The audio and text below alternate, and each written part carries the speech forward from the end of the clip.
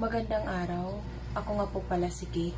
So, ang tatalakayin natin ngayon ay ang sinaunang panitikan ng mga ninuno. Una na rito ay ang Negrito. Ang Negrito ang kauna-unahang ninuno. Sila ay maliliit na tao na itim, walang permanenteng tirahan, at ang mayroon lamang sila ay ang awitin at pamahiin. Sunod naman ay ang Indones.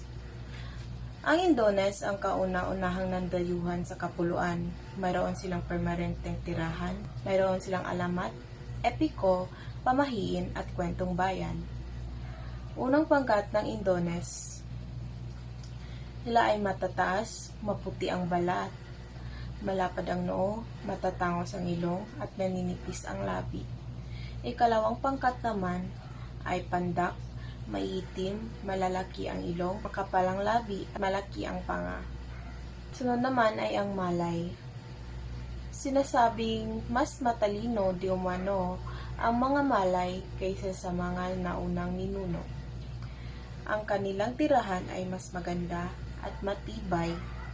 Mayroon silang kagamitan na magaganda at matitibay. Ang mga Malay ay may katamtamang tangos ng ilong, maitim na mga mata, unat na buhok, kayumangging balat at may katamtamang tangkal.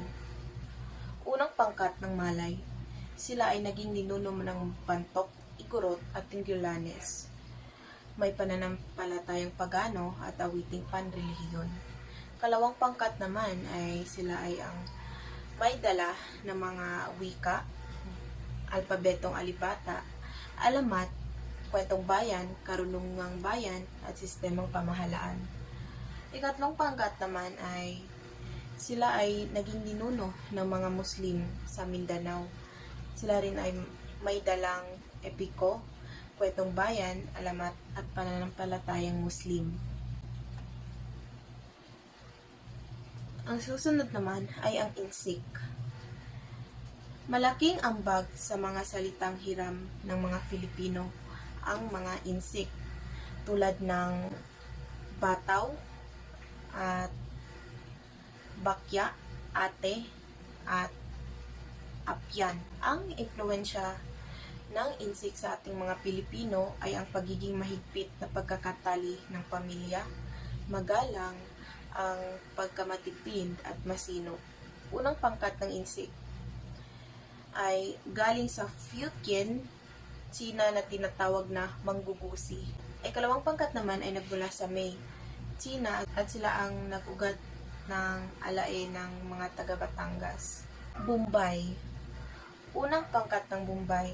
Sila ay nagdala ng pananampalatayang Budismo, epiko at mahika.